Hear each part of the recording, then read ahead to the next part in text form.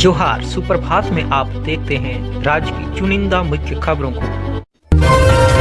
मैया सम्मान योजना और अन्य महत्वाकांक्षी योजनाओं का दुष्परिणाम आना शुरू हो गया है। झारखंड में अब 3 रुपया तक महंगा होगा पेट्रोल डीजल। 350 करोड़ सालाना अतिरिक्त होगी सरकार की कमाई। इसी सप्ताह से लागू करने की संभावना।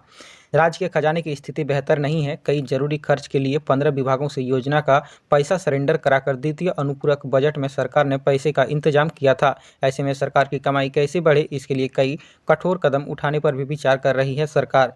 झारखंड में पेट्रोल डीजल महंगा हो सकता है। राज्य सरकार इसकी तैयारी में लगी है। सरकार का मकसद राजस्व बढ़ाने की है। दरअसल राज्य सरकार सेस लगाने की तैयारी कर रही है।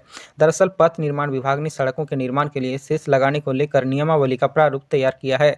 वाणिज्य कर विभाग ने सेस लगाने और उसकी वसूली करने पर सहमति दे दी है। राज्य की महिलाओं को मैया सम्मान योजना की राशि का लंबे समय से इंतजार है। ऐसे में 2500 जो बढ़ी हुई राशि है उसको पाने के लिए महिलाएं बेताब है। राज्य सरकार के मैया सम्मान योजना से जुड़े कई लाभुकों के खाते में 2500 रुपये की पहली किस्त शुक्रवार से मिलनी शुरू हो जाएगी। गुरुवार को ही सामाजिक सुरक्षा विभाग की ओर से लाभुकों को दिए जाने वाली राशि बैंकों को भेज दी गई है।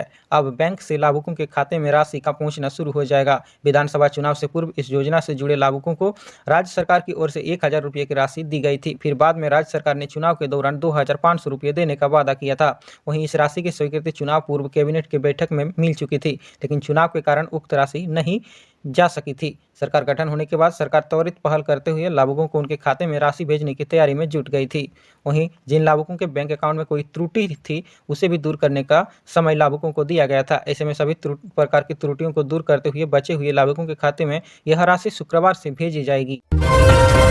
यह खबर झारखंड के पलामू जिले से। पलामू एसीबी की टीम ने नेतरहाट स्कूल के प्रशासनिक अधिकारी रोशन कुमार बख्शी को रिश्वत लेते गिरफ्तार किया है। फिलहाल एसीबी की टीम आगे की कार्रवाई में जुट गई है।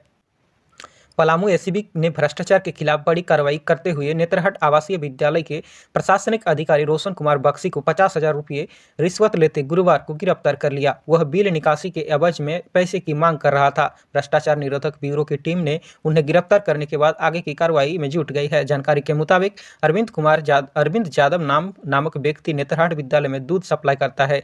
जब दूध सप्लाई करने वाले शख्स को पैसे भुगतान करने की बारी आई तो स्कूल के प्रशासनिक अधिकारी ने इसके बदले रिश्वत के तौर पर पैसे की मांग की, जिससे वह परेशान हो गया। अंत में उन्होंने तंग आकर स्कूल के अधिकारी रोशन कुमार बख्शी के खिलाफ पलामू एसीबी से शिकायत की। यह खबर झारखंड के गिरिडीह जिले से। वैसे इस खबर को सुनने के बाद सतर्क आपको भी होना चाहिए।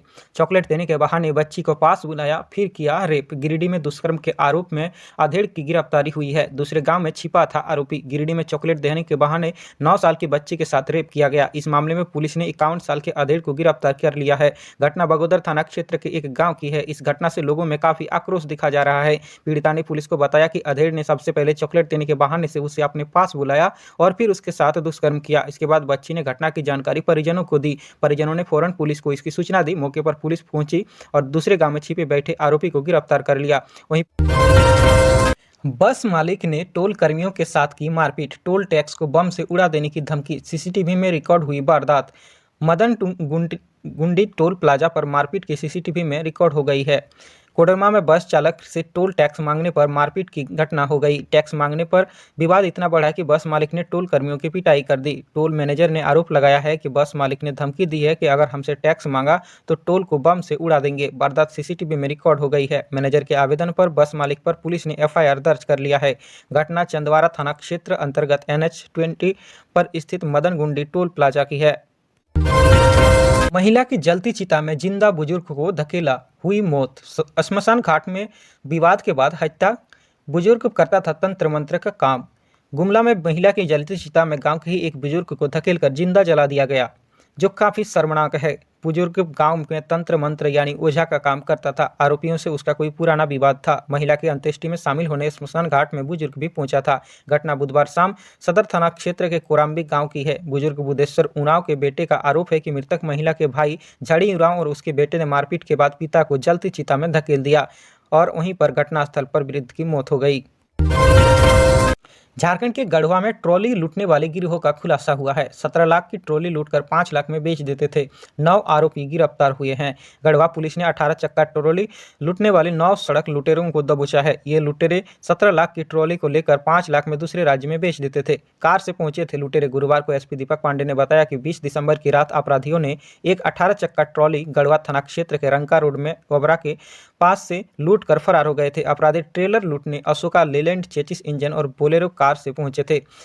ओवरटेक कर ट्रेलर को लूटा था। इस मामले में गढ़वा थाना में एफआईआर दर्ज हुआ था। अलग अलग जगहों से गिरफ्तार कर लिया गया आरोपियों को। लुटेरों की गिरफ्तारी के लिए एसपी के निर्देश पर गढ़वा एसडीपीओ नीरज कुमार के नेतृत्व में एक पुलिस टीम का गठन किया गया था। अपराधियों की जानकारी जुटाने में टीम लगी हुई थी। इसी दौरान लूटे गए ट्रॉली और इंजन को रंका के जेपीएस लाइट होटल और लाइकोरिया में इम्तियाज होटल के पास से बरामद किया गया है। छापेमारी टीम में घटना में शामिल गैंग के सभी 9 अपराधियों को अलग अलग जगहों से गिरफ्तार कर लिया है।